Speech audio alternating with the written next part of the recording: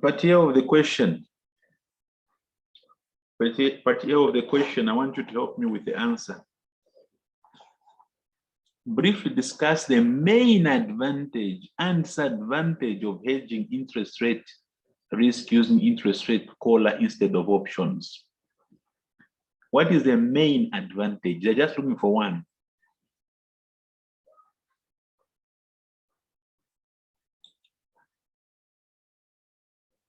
What is the main advantage?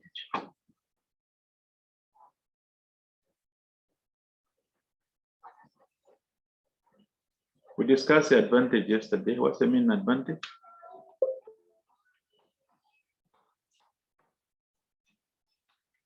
What is the main advantage?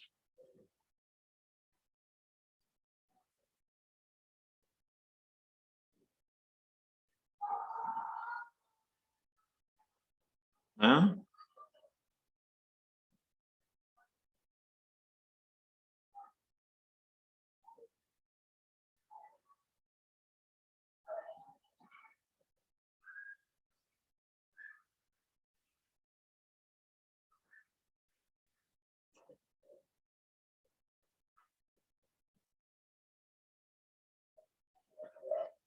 Isn't that what we discussed? It reduces the cost of you using options by earning some income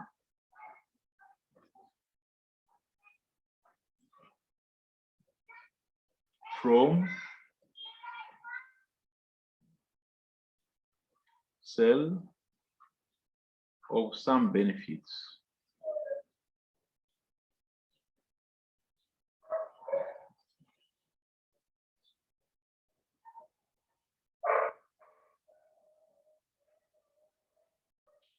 It reduces the cost of using options by earning some income from sale of some benefits.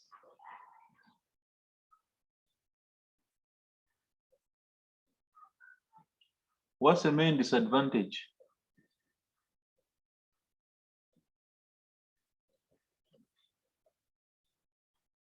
What's the main disadvantage that you saw?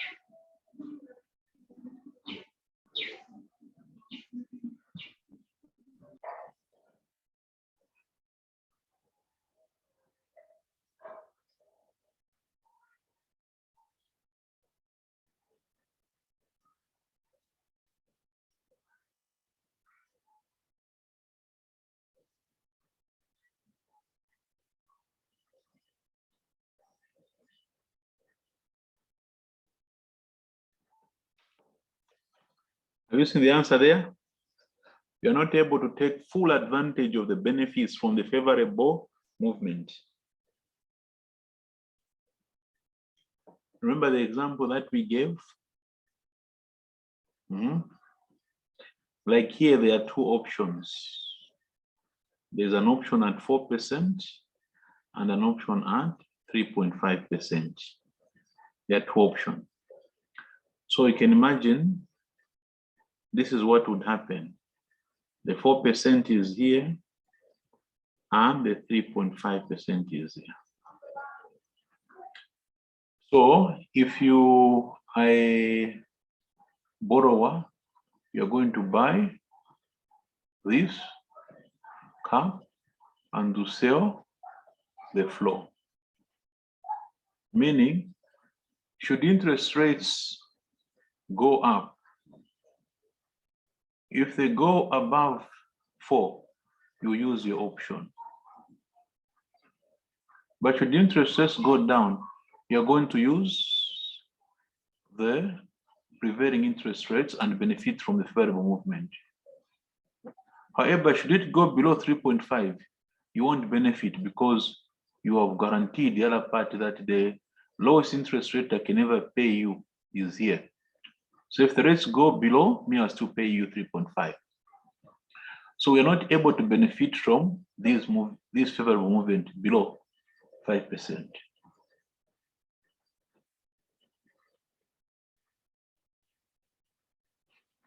Is that okay, people?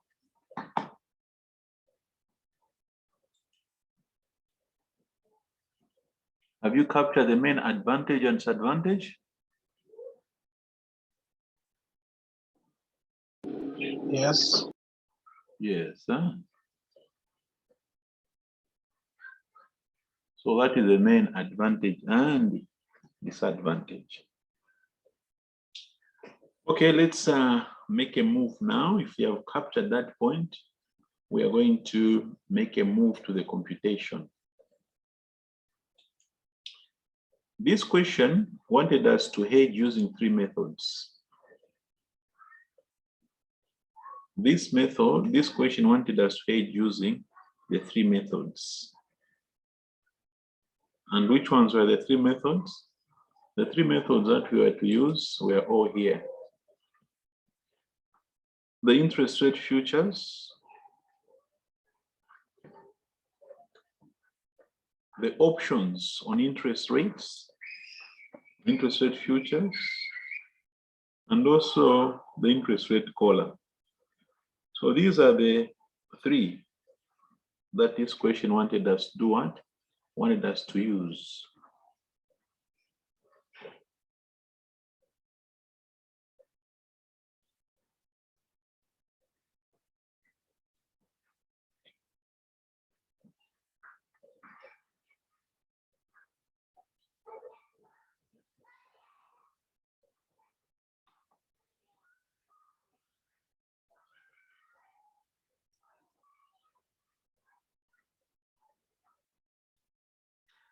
So yesterday we saw the options and the futures. Today I want to say collar. How do you set up a collar? How do you set up an interest rate collar? For traded option, for over-the-counter options, remember what we said? How does a borrower set up a collar?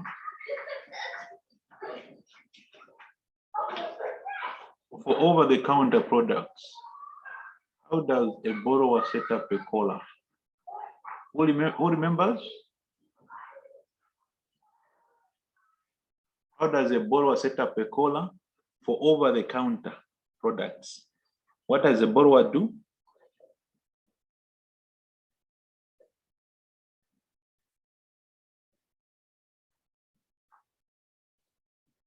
And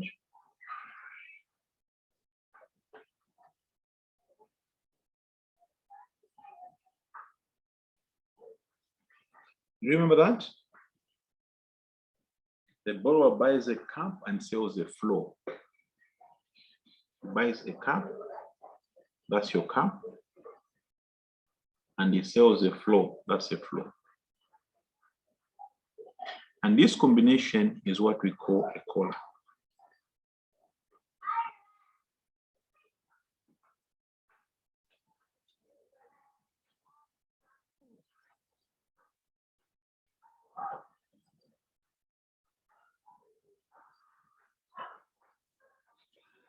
Is that okay? What would the lender? What would the lender do? A lender or an investor? What would he do?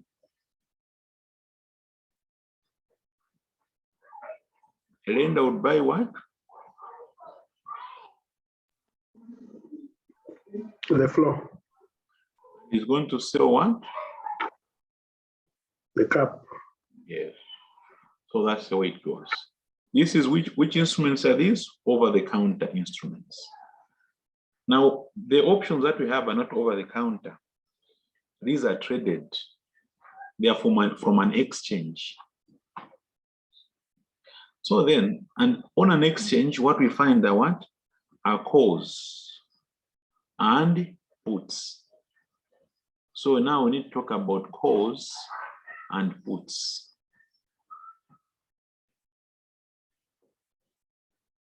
That's what is going to happen. So let us now proceed. Let's now proceed and give advice. So let's give advice.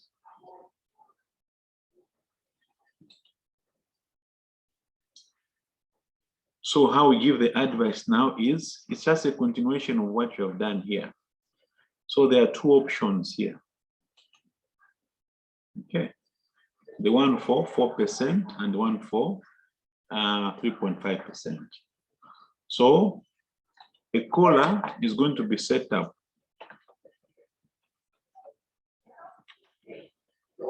You still do the same. Okay. Yeah. You still buy a put. So that's 2 cents. You are going to buy a put. You're going to buy a put at 4%. And at the same time, you're going to sell a call. Now notice, a call at 3.5%. That's what you do.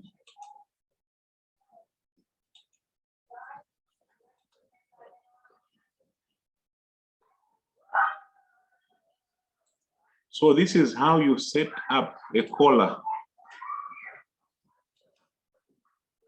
That is how you set up a caller. When you buy a put, how much is the premium? Let's read the premium. Put June, what's the premium? 0.163.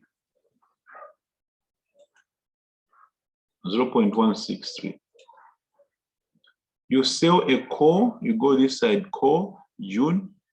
Have you seen here? 0.090.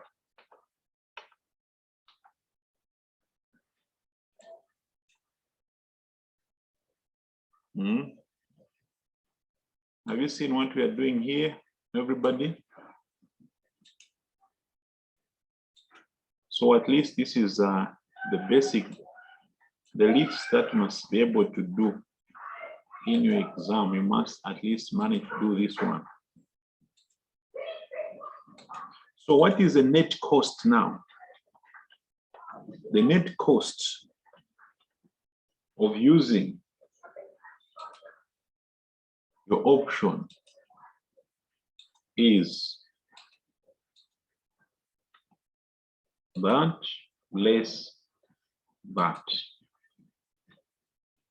So that's a net cost. So that's a net cost of using the option. So in the worst case scenario where you cannot go very far in the exam, just demonstrate this picture. Demonstrate this picture.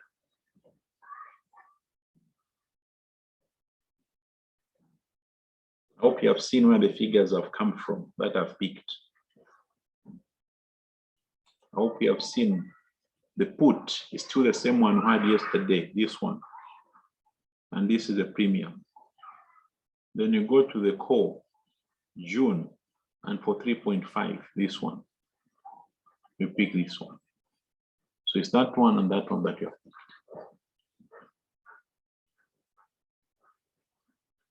picked. Okay.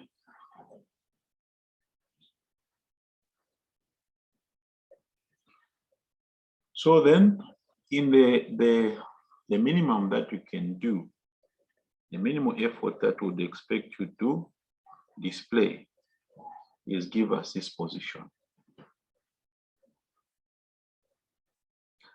What are the outcomes? What are the outcomes? What are the outcomes? We still go to your options. So let's go to options. So the options are here.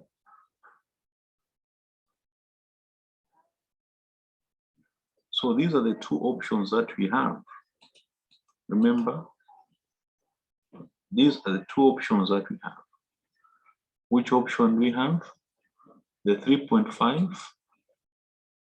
Now this one is no longer available, isn't it? Because that is one that we sold. So now we used is only 4% and 4%. So these are the two that we have. Okay. Yeah. So then I will copy this so that we can analyze it together.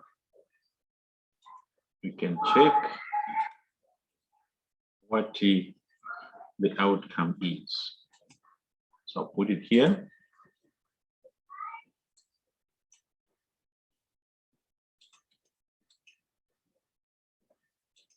So you have got this situation. You have bought this option. The closing prices are still the same, 3.98. So I still ask you the same question. You have a right to borrow at 4. In the market, the prices are 3.98. Are you going to use your right? The answer is no. You have a right to borrow at 4. Market 2.98. Are you going to use the option? The answer is no. So that's the situation. What of the other person now? You also sold somebody else a right yourself.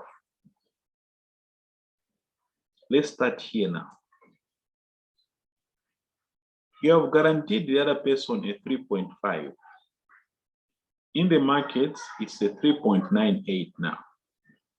So you have promised that if you are below 3.5, come to me. So in the market, this person can get a 3.98. Is he going to exercise? This person will not exercise. So you won't exercise here. Have you noticed? Because can get a higher rate in the market. So you say the answer is no.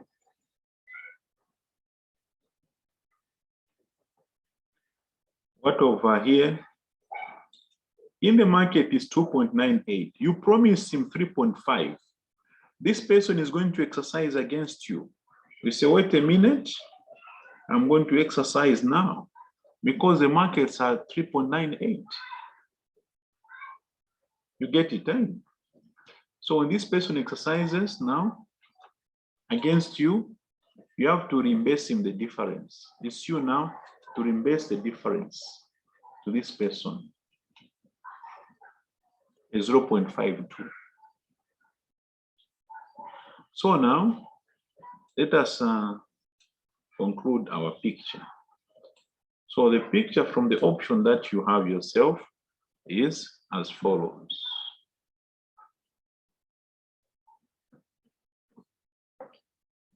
Is as follows. There we go. The premium, you have calculated that the premium has now reduced is 0.073. So premium is 0.073. Even here, 0.073. Okay. Results from your put option. From the put, results from the put, there's nothing, it's 0.0. But results from the call that you sold, results from the call that you sold, there's a result there.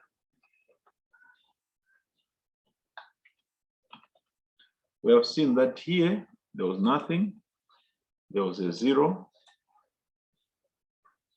But here, there was a cost, a 0.52 that you have to pay yourself under that scenario.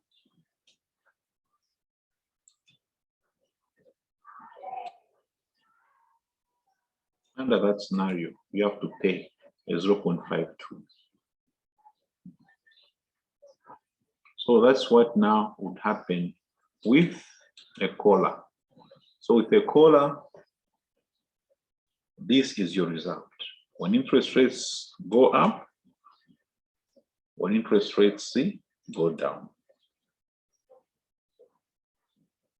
That's what happens.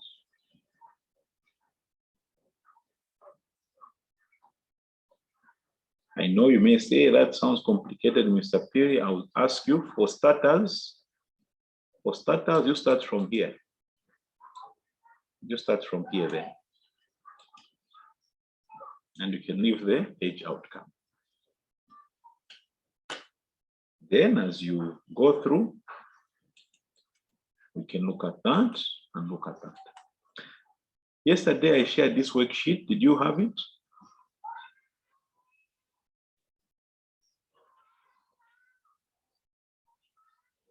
Yes, Mr. Pierre, we had. I received. We shall replace it so that we can also capture this one.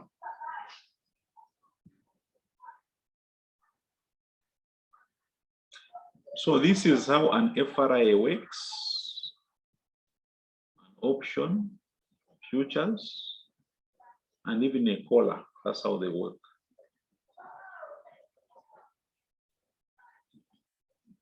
The good thing is that these questions tend to be shorter. Even in terms of data, you don't have so much data, no. The data is somehow reduced. Yes, please. Mr. Pierre. Yes. When you look at the question, it talks about calculations as well as discussions. So under discussions, you just analyze all the information after we have done the calculation of all the options, all the three. That is future, FRA, option, or collar. Exactly. So in your discussion now, at the end, when you are done, you can now pick the final. The final results are these, like here, these are the results for the options. Okay. For the futures, that's your result there. And then for the collar, this is your result here.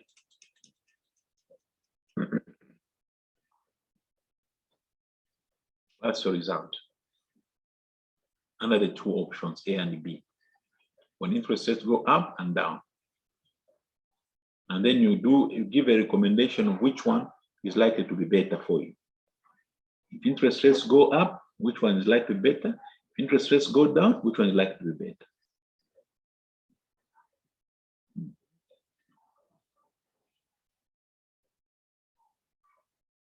All right. So, okay.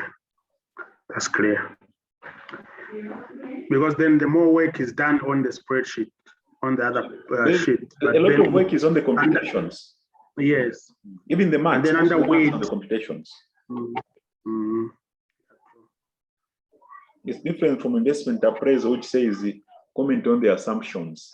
There is more marks on the assumptions or other factors.